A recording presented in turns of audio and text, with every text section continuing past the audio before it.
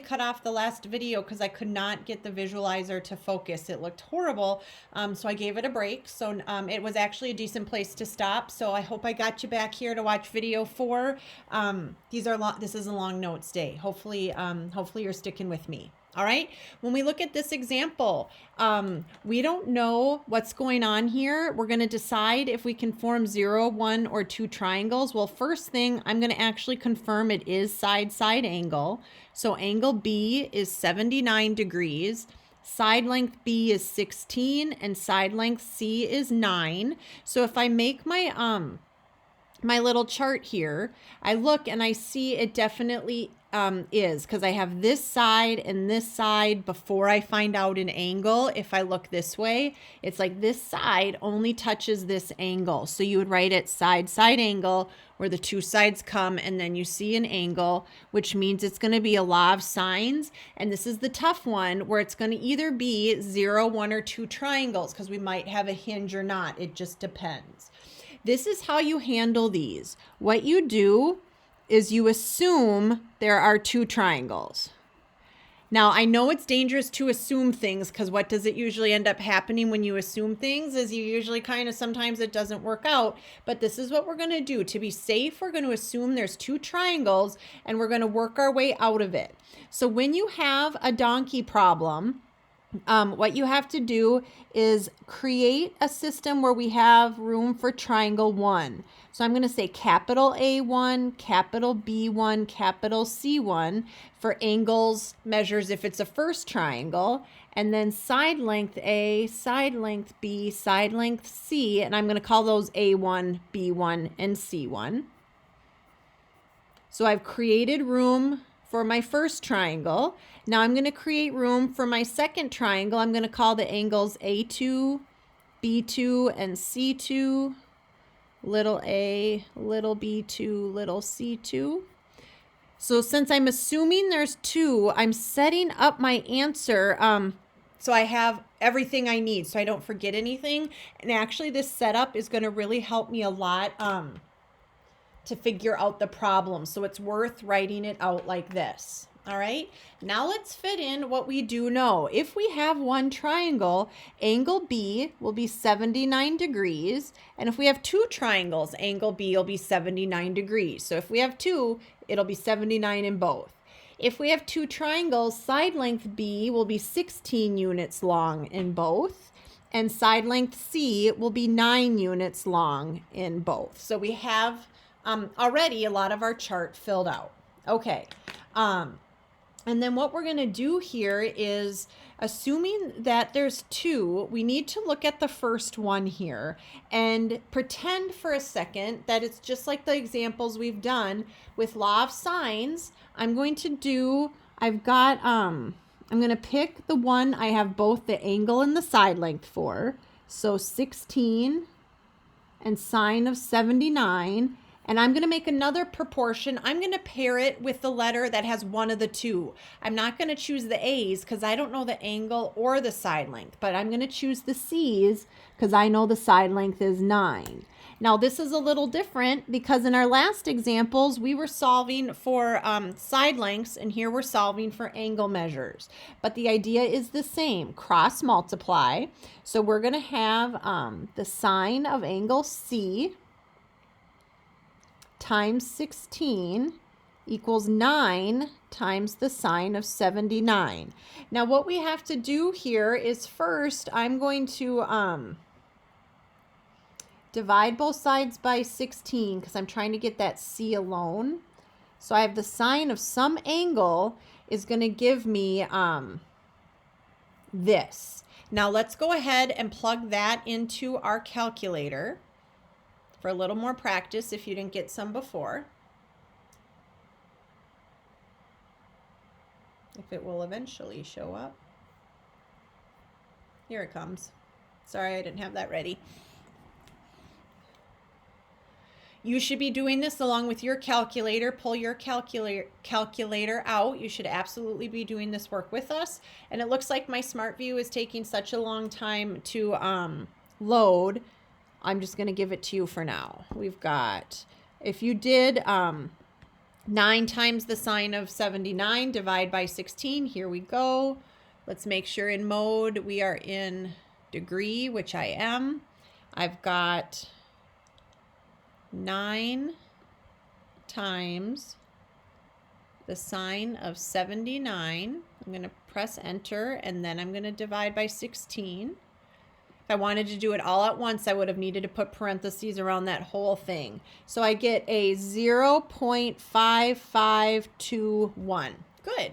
Now here's where things get a little bit different, or maybe you've forgotten how to do this from geometry. But when you're looking for an angle measure, how you undo it is you take, if you're looking for the sine of angle C, to do the inverse, we're going to do the inverse sine and the inverse sine. So what happens is those cancel, and now we're doing the in our calculator the inverse sine of that 0.5521. That's what you do to solve for an angle.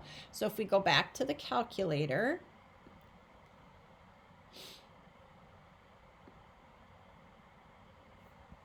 maybe, there we go. If we go back to our calculator, the inverse sine, you find the sine button, or it looks like sin, and you hit second sine, and it's going to be that sine to the -1 pops up.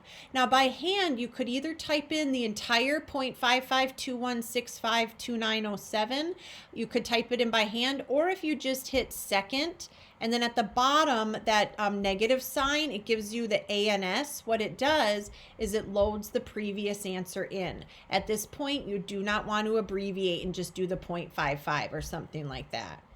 We hit enter, and it looks like it's going to be 33.5 degrees. And for these problems, let's go ahead. We'll just keep it at 33.5. Okay, so when we go back to here, we found, I should have said that this was really sine of C1. So we remember that this was the angle from that first triangle. So 33.5 is going to go right there. If you need to color coordinate so you can kind of remember what you're doing, maybe that would be a good shot. All right, now it's really tempting to say, oh, if angle C is 33.5 in the first triangle, it'll be 33.5 in the second triangle. Probably not, but I'm actually jumping ahead of myself. Let's fill this triangle here first. If this is 79 degrees and this is 33.5 degrees, I definitely have a 67.5 here because these three angles should add up to 180. So step one is to find the three angles of the first triangle. You'll have to do law of sines to get it. Step two, we're just trying to decide if the measurements can form 0, 1, or 2 triangles. So it doesn't say to actually fill out all the missing parts. So I'm not going to take the time to do a law of sines to figure this out at this point. But I do know if I'm trying to figure out if I have 0, 1, or 2 triangles, I know for sure I have at least one, so I can cross out the option of 0. Now I want to figure out if I have a second one or not. So I figured that out. Now I'm going to say, all right, angle C, that was the one on the hinge. And the reason I choose that one to be the one that was on the hinge is because I'm not going to choose A because I still don't know what side length A is. So I'm going to go across with the one that I had one piece of information on. And remember how we talked about how the hinges, those angles were supplementary. So step one was to see if you have one triangle. Step two is to go across and have them equal 180. So 180 minus 33.5 is 146.5. Okay, that's step two. Now step three is to figure out, well, can I have that second triangle? Well, what happened here? These three angles have to add up to 180. Well, does 146.5 plus 79, well, that equals something bigger than 180 degrees. So I say we can't have a triangle here. There was no more room. With the two angles, it already added up to greater than 180, so I can't have an angle A, which means I can't have a second triangle. So I know here that this possibility, I only had a possibility for one triangle in this problem. So by assuming there's 2 and going through this work here, we're able to figure out there was 1 triangle. You might be thinking, gosh, Miss Milton, that's a lot of work, and it is, but that's not even that bad, because what happens if there are 2 triangles, and I want you to find all the missing parts. That's what we're gonna do in this example right here, and I'm just gonna keep the video going. This one is going to form, I think this is the one I want to do. Nope. I think this, let me double check.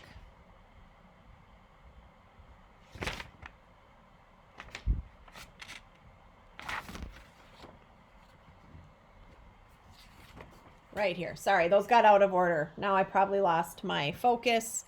Whew. Let's see. See if I can get that focus back. No, try one more time.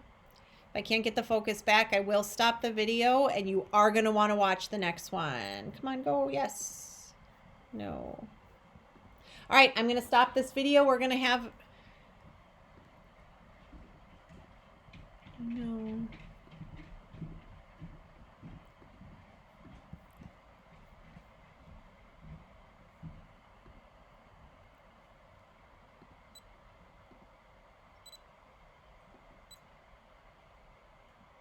It wants to focus. All right. Oh, we got it. Okay. Whew. Gosh, I just kept hitting the button. Who knew? All right, we are going to do this entire problem. We're going to complete the triangle for the missing parts. There are going to be 2 triangles. This is an important example to get in your notes. We're going to confirm it's a side-side angle. Angle A, B, and C. Angle A is 58 degrees. Side length A is 4.5 and side length B is 5. So it's definitely a side angle, because this side, no, I've lost the focus. I'm going to stop and start over in a new video. Thanks for your